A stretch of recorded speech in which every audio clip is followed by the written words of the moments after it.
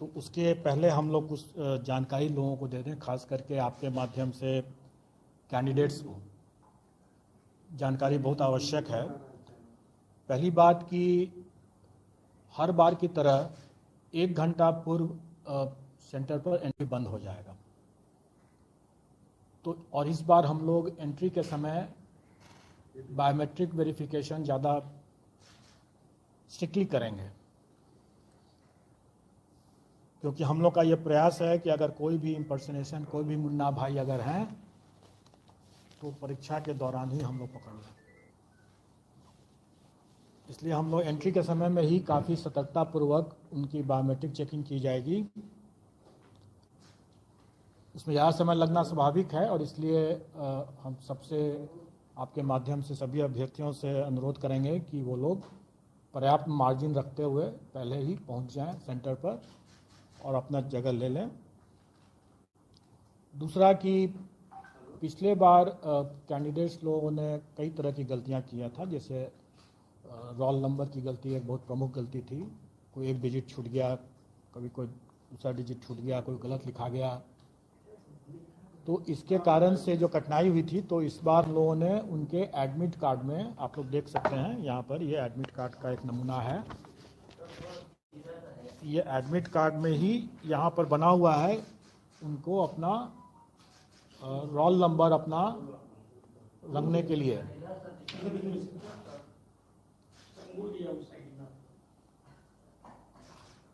इसमें कोई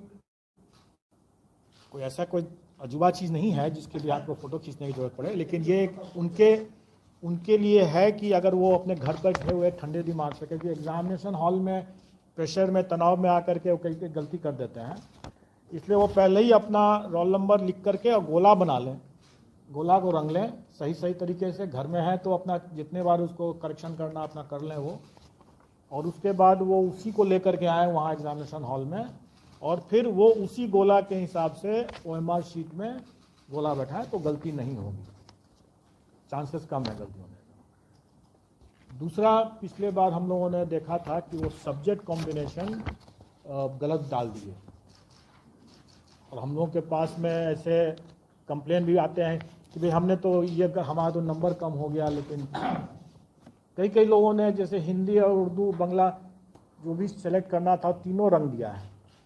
अब आप सुनते रहिए उसमें बैठ कर कि कौन सही है कौन गलत है, और उसके नेचुरली अगर उसका सिलेक्शन नहीं हुआ तो अब कंप्लेन का रोने लग की स्थिति हो जाती है। तो उन सब चीज़ों को ध्यान में रख करके हम लोगों ने इस बार पहले ही साफ कर दिया कि हम आवेदन में जो लेंगे, जो आप ठंडे दिमाग से, चूँकि आप आवेदन भर रहे हैं तो आप ठंडे दिमाग से अपना भर रहे हैं, जो भी सब्जेक्ट कॉम्बिनेशन चुन रहे हैं आप उसी समय चुन लें आराम से।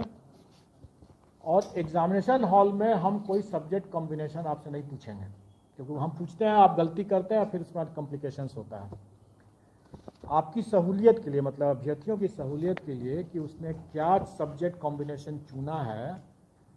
वैसे तो हम लोग ने एडमिट कार्ड इतना नज़दीक है इसलिए उसको याद तो होना चाहिए कि उसने क्या चुना है, लेकिन फिर भी अगर वो भूल गया कि हमने क्या चुना था, तो यहाँ पर जैसे मैं दिखा रहा हूँ कि यहाँ पर इसका सोशल साइंस का पेपर जैसे है, तो उस नमूना है ये, वैसे रियल केस ही है लेकिन है नमूना के लिए है। हिस्ट्री एंड पॉलिटिकल साइंस, इसमें उसका कॉम्बिनेशन अंकित है। तो कहने का मतलब यह है कि अगर कोई भूल भी गया हो अगर वो, तो उसको हिस्ट्री पॉलिटिकल साइंस क्या कॉम्बिनेशन चूज करना है, किसका आंसर देना है, क्योंकि इसके बुकलेट में हिस्ट्री का भी क्वेश्चन रहेगा, पॉलिटिकल साइंस का भी रहेगा, ज्योग्राफी का भी रहेगा और इकोनॉमिक्स का भी रहेगा, लेकिन उसको करना है हिस्ट्री एंड पॉलिटिकल साइंस में। और अगर हिस्ट्री पहले है तो पहला 40 क्वेश्चन जो होगा, मतलब मेन कॉम्बिनेशन पार्ट का, वो हिस्ट्री का करना है, और दूसरा पॉलिटिकल साइंस है तो अंतिम 40 क्वेश्चन जो होगा वो पॉलिटिकल साइंस का ही करना है उसको। तो जिस सीक्वेंस में यहाँ पर लिखा हुआ है, जिस सीक्वेंस में उसने भरा है, इसी सीक्वेंस में उसको आंसर करना है। और ये सीक्वेंस वहाँ पर दिया हुआ है जो उसने भरा है कि पार्ट ए में हम हिस्ट्री एंड पार्ट बी में हम पॉलिटिकल साइंस, तो उसको उसी हिसाब से प्रथम 40 जो है उसको हिस्ट्री, द्वितीय पॉलिटिकल साइंस, इस तरह से चुनना है।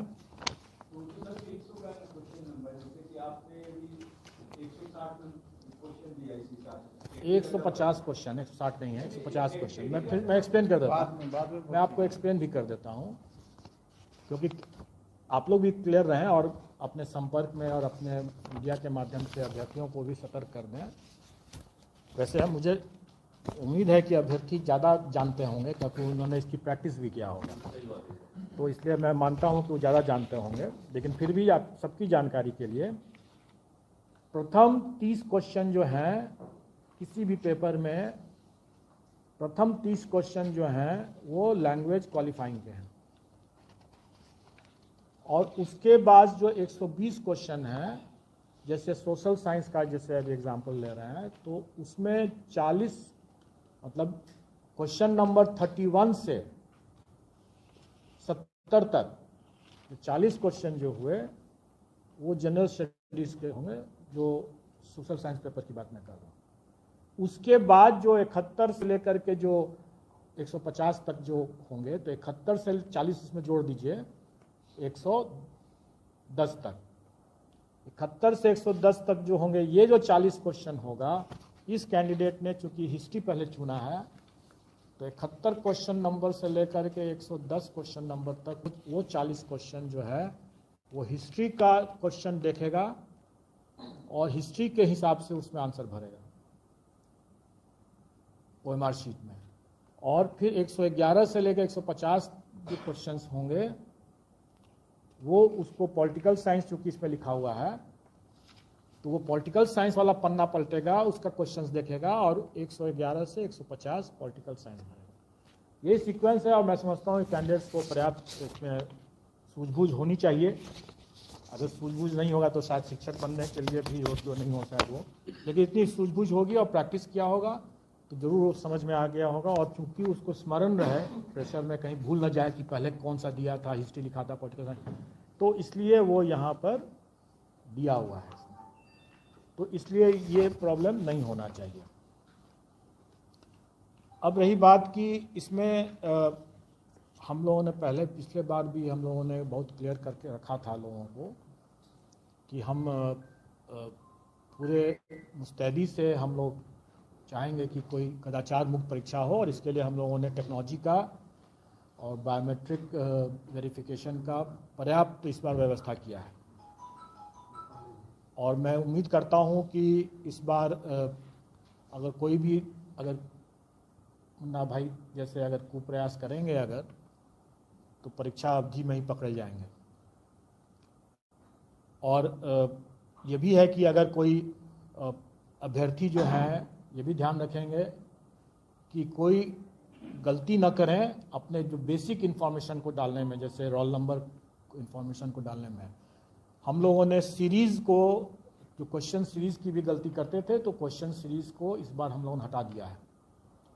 इसका यह मतलब नहीं है कि क्वेश्चन अलग अलग सीरीज़ के नहीं होंगे, वो क्वेश्चन अलग अलग सीरीज़ के हैं, और उसके OMR में वो प्रिंटेड रहेगा पहले से, उनको नहीं प्रिंट करना होगा। लेकिन क्वेश्चन सब अलग अलग सीरीज़ के रहेंगे, और रैंडमाइज भी रहेंगे, डबल रैंडमाइज रहेगा, वो सब अपनी जगह पर है ही।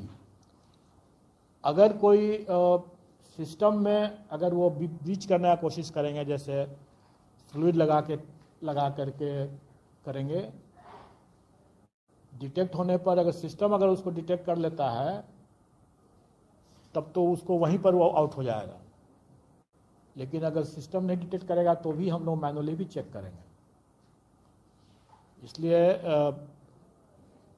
उनको ध्यान रखना होगा कि भाई इस तरह का कोई प्रयास ना करें। कई बार लोग फ्लूइड नहीं, जैसे आजकल जैसे फ्लूइड नहीं लेके जाते हैं, चाइनीज़ पेन लेके जाने की कोशिश करेंगे, या लेकिन आप हमारे OMR में कुछ ऐसे टेक्निक लगा हुआ है इस बार कि वैसा भी कुप्रयास न करें वो, क्योंकि पकड़े जाने पर उसकी खामियाजा बहुत ज़्यादा हो जाएगा।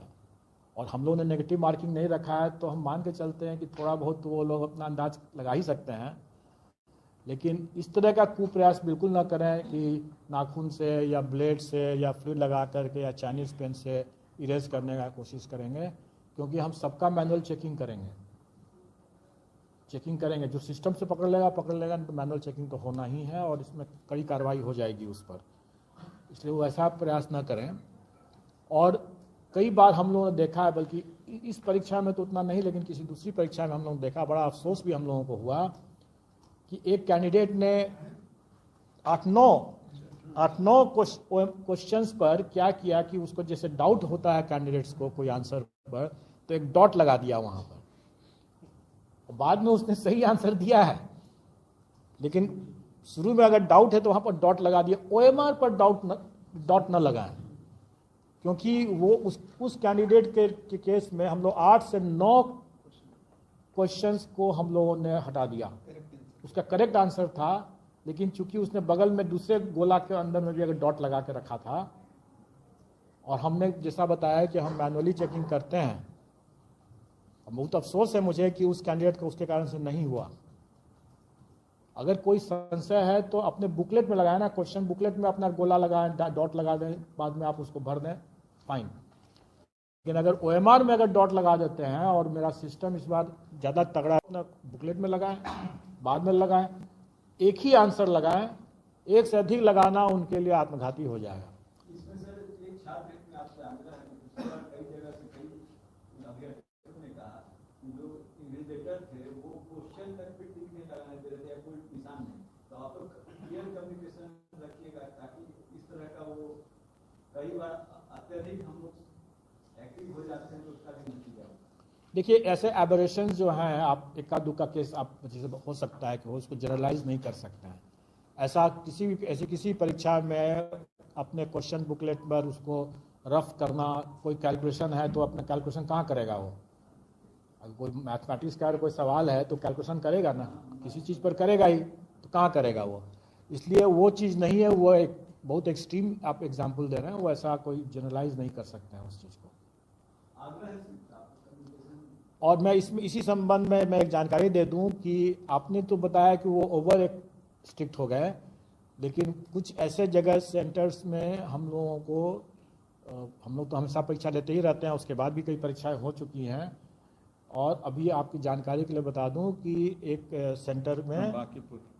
सेंटर में जो हमारे स्टैंडर्ड प्रोटोकॉल हैं, जो हमने कई बार पूर्व के अवसरों में बताया है कि कुछ कार्य हम पर्दे के सामने करते हैं और कुछ कार्य पर्दे के पीछे करते हैं, और हमारे लिए दोनों कार्य बहुत महत्वपूर्ण है, बल्कि पर्दे के पीछे का कार्य ज़्यादा महत्वपूर्ण है।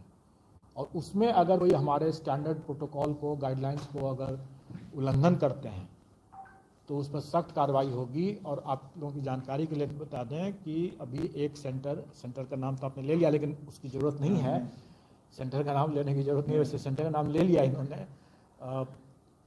वहाँ के सेंटर सुपरिटेंडेंट के टीचर सेंटर सुपरिटेंडेंट को निलंबित कर दिया गया। वो हमारे एक स्टैंडर्ड प्रोटोकॉल का एक माइनर उल्लंघन था। लेकिन होता क्या है कि अगर माइनर उल्लंघन ही कभी कभी बहुत मतलब आत्मघाती हो सकता है, उसी के कारण से पूरी परीक्षा प्रभावित हो सकती है। तो इसलिए हम लोग अपने इस पर्दे के पीछे के गाइडलाइंस खास करके, उसमें अगर कोई एक भी माइनर चूक भी किया, और ये कैसे पकड़ा है, सेंटर सुपरिटेंडेंट ने अगर गलत किया तो वो तो अपने सेंटर में तो वो ऑल इन ऑल है, फिर भी कैसे पकड़ा गया? Very easy. पिछले बार से हम लोगों ने जो कैमरा TRE 1 से जो स्टार्ट किया कैमरा की व्यवस्था, वो आगे की सारी परीक्षाओं में कैमरा की व्यवस्था कर दिया।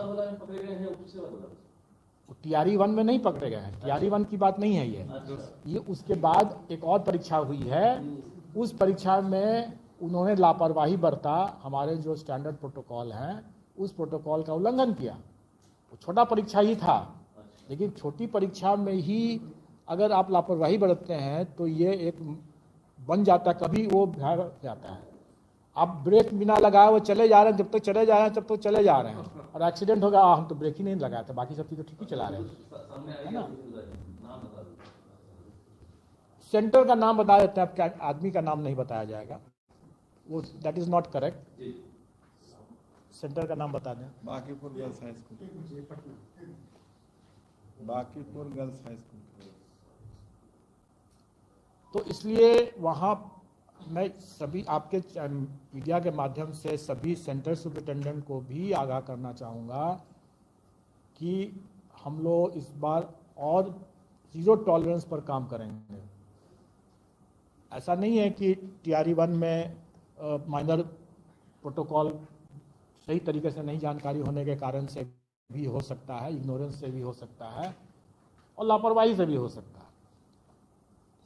All is well that ends well की जो कहावत है, तो सब कुछ अगर ठीक से रहा तब तो ठीक ही रहा। लेकिन आदमी अगर कोई इंश्योरेंस कराता है तो किस लिए कराता है? और सर उस संभावना को देख कर ही कराता है ना। कमला नेहरू का 2 वीक्षक को हम लोग यहाँ से उसको कार्य मुक्त किए हैं, स्पष्टीकरण भी किए हैं सर। किसी एग्जाम इसी एग्जाम हाँ नहीं, TRE-1 के बाद TRE-1 के बाद मैंने कहने का मतलब है कि जो पर्यवेक्षण हम लोग कर रहे हैं, जो हम लोग लगाए हैं, ऐसा नहीं है कि मुखौटा है। मेरे कहने का मतलब उस पर हम लोग एक्शन भी ले रहे हैं। TRE-1 के भी एक सेंटर को हम लोगों ने इस बार डिलिस्ट कर दिया। 2 सेंटर को डिलिस्ट कर दिया और उस पर शोकॉज ही पूछा गया है, इसलिए कि हम लोगों ने पाया कि इन्विजिलेशन जो है वो, आप लोग में से कुछ लोग हम समझते हैं कि कमांड एंड कंट्रोल रूम में उस समय होंगे भी, शायद आप लोग भी शायद देखे होंगे कि एक उस अभ्यर्थी पर हम लोग यहाँ से बार बार कह रहे हैं कि तुम उसको जाकर पकड़ो, दोनों बैठ करके आपस में बैठ करके मिलान करके लिख रहा है, और इन्विजिलेटर जाता था बार बार और उस जगह पर नहीं देख करके उसके दूसरी तरफ देखता रहता था। अच्छा सर, यहाँ सब बोलते थे, यहाँ से हम लोग इंस्ट्रक्शन दिए हैं, फिर भी इन्विजिलेटर उस काम को नहीं कर रहा है। तब हम लोगों ने डिस्ट्रिक्ट मजिस्ट्रेट को वो पूरा वीडियो क्लिपिंग भेज दिया यहाँ से, और उस वीडियो क्लिपिंग फिर वहाँ से मजिस्ट्रेट लोग गए, उन दोनों अभ्यर्थियों को बाहर निकाला गया। वो तो खैर गए ही गए, उस पूरे सेंटर को हम लोग ब्लैक लिस्ट कर दिए। जिला बता दीजिए। छपरा जिला का है और दूसरा पटना जिला का। हाँ, उसको हटा दिया, हम नहीं ले रहे हैं उसको। ब्लैक लिस्ट कर दिया, सेंटर ब्लैक लिस्ट कर दिया हम लोगों ने कि भाई वहाँ पर एक इन्विजिलेटर बार बार, हम लोग यहाँ से इंस्ट्रक्शन दे, हम लोग सब लोग देख रहे थे, आपके कुछ लोग साथी लोग होंगे उस समय कमांड एंड कंट्रोल रूम में। मैं इतनी बातें इसलिए बता रहा हूँ क्योंकि सभी कैमरा की नज़र में है, और इस बार हम लोगों ने कुछ अतिरिक्त कैमरा भी लगाया है, क्योंकि हमें जहां लगा कि जहां डार्क स्पॉट्स हैं उनको कवर करने के लिए हम लोगों ने बेहतर व्यवस्था करने के लिए किया। आप लोगों ने देखा होगा कि इस बार हम लोगों ने नंबर ऑफ सेंटर्स भी, हम लोग जिला भी हम लोग उसी हिसाब से थोड़ा कम किए हैं, क्योंकि मैनेजमेंट बेटर रहे, कंट्रोल रूम भी बेटर तरीके से हो सके, इसलिए नंबर ऑफ डिस्ट्रिक्ट्स भी कम किए। सर कितने जिलों हो रही परीक्षा और किसके मुकाबले इस बार? 28 जिले हैं ना, आपको दिए हैं 28 जिले हैं, कागज दे दिए। 28 जिले हैं। तो इस हम लोग सेंटर 660, वो आंकड़े मिल जाएंगे, वो आंकड़े तो मिल जाएंगे एग्जैक्टली क्या। अलग अलग दिन अलग अलग भी है, क्योंकि पहला दिन तो बहुत कम है, सिर्फ पटना में ही है, फिर 8 और 9 अलग अलग संख्या सबसे ज़्यादा है, फिर 14-15 कम है। तो इसीलिए वो अलग अलग दिन अलग अलग सेंटर्स हैं। मैक्सिमम हम समझते हैं 660 गया, 660 गया। डिटेल सब सेंटर्स बता दें, डिटेल सब सेंटर्स जो है पटना में जो है, अलग अलग टोटल बता दीजिए डेज वाइज। तो डेज वाइज बता दे रहे हैं। 7 नहीं, टोटल सभी मिला के हमारे पास है। ग्रैंड टोटल बताते, पटना में 76 है, भोजपुर में 93 है, औरंगाबाद में 38 है, और बांका में डिस्ट्रिक्ट वाइज बताएंगे। हाँ, बांका में 34 है, बेगूसराय में 59 है, भागलपुर में 102 है, बक्सर में 16 है, दरभंगा में 100 है, ईस्ट चंपारण मोतिहारी में 34 है, गोपालगंज में 23 है, जहानाबाद में 29 है, कटिहार में 40 है, खगड़िया में 28 है, लखीसराय में 28 है, मधुबनी में 36 है, मुंगेर में 34 है, मुजफ्फरपुर में 169, और नालंदा में 71, नवादा में 36, पूर्णिया में 111, रोहतास में 49, सहरसा में 32, समस्तीपुर में 26, सारण में है 84, सीतामढ़ी में 29, सीवान में 41, वैशाली में 27, वेस्ट चंपारण में 29। टोटल इस तरह से डिफरेंट डेट का अगर मिला ये जो है ये centre into days, centre into days करके, सेंटर डेज है, सेंटर डेज है। मैं बता देता हूँ। आप टोटल देखिए, मैंने जैसे बताया कि अलग अलग दिन हमारे अलग अलग नंबर ऑफ सेंटर्स हैं। मैक्सिमम जो सेंटर्स गया है 9 तारीख को गया है वो 555 है और 8 तारीख को 396 है। हाँ ठीक है। और ये जो अभी पहले जो ब्रेकआउट जो दिया गया वो चारों जितने दिन है सभी दिन का मिला करके total number of centre into days जो हो रहे हैं वो दिया गया था। और अगर पूरे 555 जो हैं वो मैक्सिमम नंबर ऑफ सेंटर्स एक दिन हुआ है। अगर डेट वाइज नोट करना चाहते हैं तो 7 तारीख को 3 सेंटर है, पटना में ही है सिर्फ। हाँ 7 तारीख को नहीं 7 तारीख को 4 सेंटर है। सेंटर आपको डिस्क्लोज करना जरूरत नहीं है, कैंडिडेट को ही मालूम होना 8 चाहिए। तारीख को 396 है, 9 तारीख को 555 है, 10 तारीख को 151 है, 14 तारीख को 184 है और 15 तारीख को 184 है। टोटल सब मिला दीजिएगा तो 1474 है। 15 का 184 फिजिकल नंबर यही है। हाँ फिजिकल नंबर यही है, ये तो क्यूमुलेटिव नंबर है। हाँ सेंटर वाला सेलेक्ट करवा दीजिए। हैं? आप ग्रुप कैसे डाल दीजिए? अच्छा ठीक है डाल देंगे। लेकिन उसमें समझने वाली बात है कि फिजिकल नंबर ऑफ सेंटर्स जो है वो 555 ही मैक्सिमम है। 555। और एक प्रश्न ये है कि बिहार के 1 मिनट सर का पूरा हो जाने दीजिए। नहीं मैं ओवर हो गया हूँ। आप लोगों को हाँ, पूछना है तो आप सर पूछें। बिहार के कितने अभ्यर्थियों ने फॉर्म भरा है और क्या ये आंकड़ा है कि राज्य भर कितने जो दूसरे राज्य के कितने अभ्यर्थियों का आया है? देखिए मैं नहीं एक मिनट ये राज्य विभाजन वाली बात मत करें, देश विभाजन वाली बात मत नहीं करें। सर तो पूछते वो हैं। उसका जवाब मैं नहीं दूंगा, इसका डाटा उसका डेटा नहीं दिया जाएगा। महिला पुरुष बता दीजिए। महिला पुरुष का वो ब्रेकअप अभी किया गया है, वो भी ब्रेकअप किया नहीं गया है। नियोजित टीचर का होगा। देखिए आप लोग के पास फुर्सत हो सकता है बहुत चीज़ पता करने का, पूछने के लिए। हमारे पास अभी हमारे हाथ बंधे हुए हैं। आपने देखा भी होगा कि अभी हम लोग और आज भी शायद एक रिजल्ट हम लोग निकालने जा रहे हैं जो काफ़ी चिर प्रतीक्षित था। लॉन्ग पेंडिंग रिजल्ट्स हम लोगों ने कितना इस बीच में निकाला। हम लोगों को जो सांस लेने का जो समय मिला उसी समय में हम लोगों ने कई रिजल्ट धड़ाधड़ निकाला है और आज भी एक रिजल्ट निकलेगा और कुछ इंटरव्यू भी इस बीच में हुआ। हम लोग अभी इतने विश्लेषण नहीं करते हैं और हमें इस विश्लेषण करने की आवश्यकता भी नहीं है।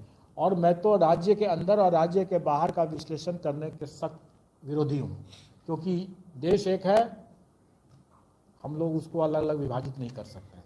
अच्छा सर, इससे अलग है बहुत सारे ऐसे कैंडिडेट भी हैं जिनको कि जैसे कि वो प्राइमरी में सेलेक्ट हुए या मार्केट में सेलेक्ट हुए और उसी कैटेगरी में दोबारा एग्जाम दे रहे क्योंकि उनको अपने पसंद का जिला नहीं मिला। तो क्या आप उनके रिजल्ट को रोकेंगे? आपके पास में ऐसा कोई मतलब संपुष्ट करके मतलब आधिकारिक टाइप से है इंफॉर्मेशन की जनरल बात पूछ रहे हैं आप? नहीं मैं जानता हूँ तो दैट इज हिज चॉइस। इसमें मतलब रोक नहीं, इस पर क्यों रोक लगाएंगे हम? दे सकते हैं उनका रिजल्ट। अरे किसी ने आईएएस देने के बाद भी उसने किसी ने आईपीएस जाना चाहते हैं तो जा सकते हैं, कहाँ कोई रोक है? नहीं वो सेम कैटेगरी में ही क्या फर्क पड़ेगा? जिला उनका मिला है। वो अगर एक्सट्रीम रिएक्शन वाले जो अगर वैसे हैं उनका विवेक, उनको हम लोग कोई ऐसा बंधन नहीं है। हम लोग अभी प्रतिबंध नहीं लगा